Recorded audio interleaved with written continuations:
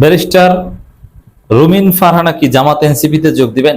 যথেষ্ট সম্ভাবনা রয়েছে। দর্শক, রুমিন ফারহানা অত্যন্ত চালাক এবং সাহসী এবং সুযোগবাদী। সুযোগবাদী মিন্স আপনি দেখেন, হাসিনা আমলে কথা বলেছে, পার্লামেন্টে চিল্লাচিল্লি করেছে সংরক্ষিত মহিলা আসনে এমপি হয়ে, এবং হাসিনার প্লটের জন্য আবেদন করেছে। এটাকে বলে সুযোগবাদী। এই রুমিন ফারহানা টকশো করেছেন, টকশোতে গলা ফাটিয়েছেন, আবার একই সময়ে গুলশান, বনানী, বারিধারার বিভিন্ন অভিজাত পার্টি ক্লাবে পার্টি করেছেন, যখন বিএনপি কর্মীরা গরু ঘরে কিংবা পাট খেতে ঘুমান। বগুড়া, বরিশালে যখন বিএনপির নেতাকর্মীরা পাট খেতে ঘুমান, তখন রুমিন ফারহানা গুলশানে একটা ক্লাবে পার্টি করেন। এবং পার্টি কখন করেন? আগে টকশোতে সরকারের বিরুদ্ধে চিল্লাচিল্লি করে তারপর।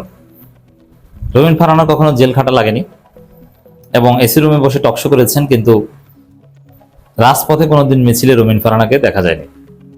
তা রুমিন ফারহানাকে সঙ্গত কারণে বিএনপি নমিনেশন দেয়নি।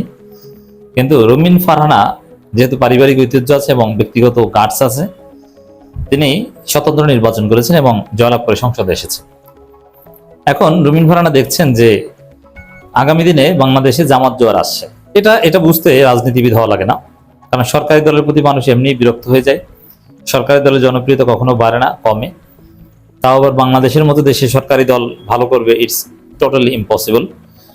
সেই জায়গায় জামাত যদি ঘুমায়ও, তারপরও রাজনীতিতে জামাত জোয়ার আসবে এবং বিএনপির অবস্থা দিন দিন খারাপ হবে। সেই জায়গায় বিএনপির সাথে অ্যালাইনমেন্টে থেকে রুমিন ফারহানার তেমন কোনো লাভ নাই। রুমিন ফারহানাকে বিএনপি, তারেক রহমান নানান প্রস্তাব দিয়েছে, প্রতিমন্ত্রী বানানোর বা নানান কিছু প্রস্তাব দিয়েছে, আপনি বিএনপিতে আসেন বা বিএনপির সাথে থাকেন। যেমন ব্যারিস্টার সুমন, তিনি কিন্তু স্বতন্ত্র এমপি হয়েছেন ঈগল প্রতীকে, কিন্তু barrister Suman was completely Awami League, যুবলীগের পদধারী ছিলেন এবং আওয়ামী লীগকে সার্ভিস দিতেন এবং সংসদেও আওয়ামী লীগের পক্ষে ছিলেন, এবং দিন শেষে আওয়ামী লীগ হয়ে কিন্তু তিনি জেল খাচ্ছেন। তো এই জায়গায় দর্শক, রুমিন ফারহানাও কিন্তু এরকম করার একটা সম্ভাবনা ছিল এবং বিএনপি চেয়েছিল এটা, ঠিক আছে তুমি স্বতন্ত্র এমপি হয়েছো, ঠিক আছে, কিন্তু বিএনপির সাথে থাকো, সব জায়গায় বিএনপিকে সমর্থন দেবে। এবং প্রথম দিকে এরকম সমর্থন দিত, যেমন সংবিধান সংস্কার পরিষদের শপথ নিয়েছে জামাত এনসিপি এমপিরা। এখন জামাত এনসিপি এমপিরা যখন শপথ নেয়, ওই সময়ে রুমিন ফারহানা জামাত এমপিদের মধ্যে ছিল। তিনি শপথ না নিয়ে বিএনপির সাথে চলে গিয়েছেন, ইশরাকের সাথে চলে গিয়েছেন। ইশরাক এবং রুমিন ফারহানা এই দুইজন জামাত এমপিদের সাথে শপথ নিয়েছিলেন। ইশরাক একটু লেটে এসেছিলেন এই কারণে, আর রুমিন ফারহানা একটু লেটে এসেছিলেন এই কারণে। কিন্তু জামাত এনসিপি এমপিরা যেই সংবিধান সংস্কার পরিষদের শপথ নিতে শুরু করেছে, রুমিন ফারহানা ওখান থেকে উঠে গেছেন, এর মানে বিএনপির সাথে ছিলেন। কিন্তু এখন রুমিন ফারহানা দেখছেন যে না, বিএনপির জনপ্রিয়তা দিন দিন তলানিতে, এবং রুমিন ফারহানা দেখছেন যে এই দল বিএনপি গণঅভ্যুত্থানে পতন হতে পারে, তা আগুন নিয়ে খেলছে। বিশেষ করে গণভোট নিয়ে যেভাবে খেলছে, তাতে বিএনপির কপালে সামনে বিপদ আছে এবং অদূর ভবিষ্যতে বিএনপি গণঅভ্যুত্থানের মুখে পড়তে পারে, এটা অনিবার্য। যার ফলে বিএনপি থেকে মুখ ফিরিয়ে নিচ্ছেন রুমিন ফারহানা। আর রুমিন ফারহানা চালাক, স্বতন্ত্র হিসেবে তো আজীবন থাকবেন না, তিনি বাংলাদেশে এমন একটা জায়গা করবেন যে রুমিন ফারহানা বিএনপির স্থায়ী কমিটির সদস্য হলেও যে সম্মান বা যে ধরনের ক্ষমতা বা যে ধরনের গুরুত্ব পেতেন, তার চাইতে বেশি গুরুত্ব পাবেন। রুমিন ফারহানা অল ইন অল হবেন, ব্যাপক আলোচিত হবেন। সাপোজ রুমিন ফারহানা যদি জামাতে যোগ দেন কিংবা এনসিপিতে যোগ দেন, জামাত এনসিপির লোকজন রুমিন ফারহানাকে মাথায় তুলে নাচবে। রুমিন ফারহানা যদি জামাতে যোগ দেন, দেখবেন যে রুমিন ফারহানাকে নিয়ে যে চর্চা হবে, যে আলোচনা হবে দেশে বিদেশে। রুমিন ফারহানা বিএনপির উপপ্রধানমন্ত্রী হলে কিংবা তাকে রাষ্ট্রপতি বানালে, বিএনপির স্থায়ী কমিটির সদস্য বানালো, এত চর্চা হতো না। আর বিএনপিতে রুমিন ফারহানার ভবিষ্যৎ বেশি একটা ভালো না। সর্বোচ্চ বিএনপি যদি বিএনপিকে সমর্থন দেয়, আর সমর্থনও বিএনপির কাছে জরুরি না, কারণ বিএনপির এমনিতেই ব্রড মেজরিটি আছে।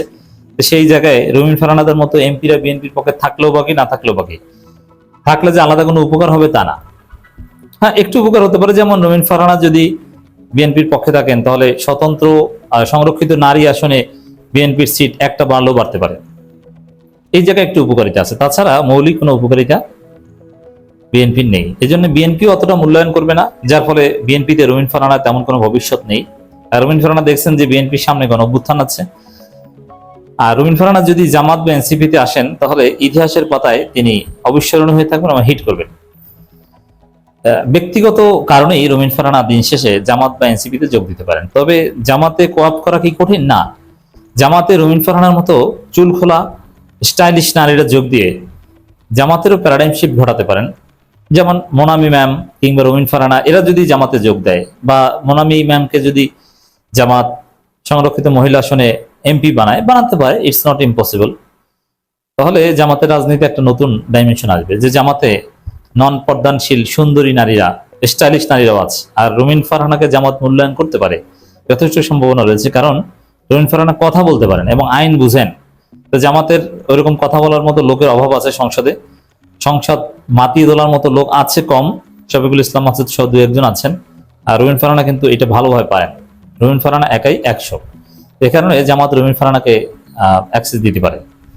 তবে রুমিন ফারহানার যতটুকু আমি খোঁজ নিয়েছি যে জামাতের চাইতে তার পছন্দ এনসিপি।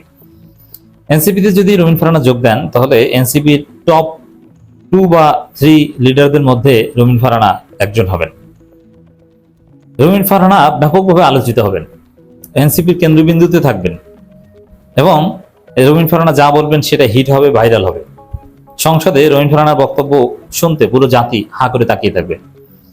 এই সুযোগ রুমিন ফারহানার মিস করার কথা নয়। এইগুলো বিবেচনায় রেখে রুমিন ফারহানা জামাত এনসিপিতে যোগ দিতে পারেন।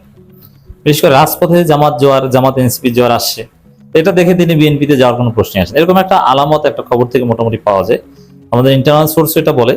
তাছাড়া একটা খবর, একজন ছাড়া সব স্বতন্ত্র এমপি বিএনপির সঙ্গে, জামাতের সঙ্গে 1 ও বিএনপির সঙ্গে 3 দল। একজন ছাড়া সব স্বতন্ত্র এমপি বিএনপির সাথে, তো একজন কোন স্বতন্ত্র এমপি বিএনপির সাথে না, একটু আমরা দেখি। ত্রয়োদশ জাতীয় সংসদের সংরক্ষিত নারী আসন অধিকাংশ স্বতন্ত্র সংসদ সদস্য বিএনপির সঙ্গে জোটে থাকছেন। তবে ব্রাহ্মণবাড়িয়া 2 আসন থেকে স্বতন্ত্র প্রার্থী হিসেবে নির্বাচিত এমপি মিস্টার রুমিন ফারহানা এই জোটে থাকছেন না। এর মানে বিএনপির সাথে থাকছেন না রুমিন ফারহানা। এর মানে রুমিন ফারহানা নতুন কোনো গন্তব্য, নতুন কোনো মঞ্জিলে মকসুদ খুঁজছেন। আর স্বতন্ত্র জোটে বিএনপি জোটে থাকছেন না, আবার জামাত জোটে এখনো যায়নি। একা একা থাকেও বা কি লাভ? এতে তো তার যে মঞ্জিল, তার যে মকসুদ বা তার যে লক্ষ্য উদ্দেশ্য, এটা তো বাস্তবায়ন হবে না। এই কারণে অনিবার্যভাবে একটা পর্যায়ে অবশ্যই দর কষাকষি করবেন, জামাত এনসিপিতে তার জায়গাটা কিভাবে হবে এটা তিনি খোঁজাখুঁজি করবেন। যদি যথেষ্ট মূল্যায়ন পান তিনি জামাত এনসিপিতে আসতে পারেন, যে কোনো এক দলে সম্ভাবনা রয়েছে। নির্বাচন ভবনে নিজ দপ্তরে সাংবাদিকদের এসব তথ্য জানান নির্বাচন কমিশন সচিব আক্তার আহমেদ।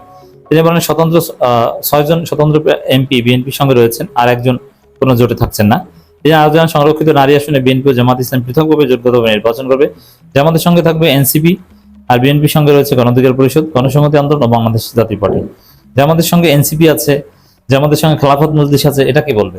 খেলাফত মজলিসের দুই গ্রুপেরই এমপি আছে সংসদে।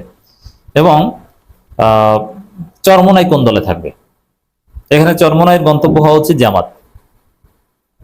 এখানে চমৎকার একটা খেলা জমছে দর্শক।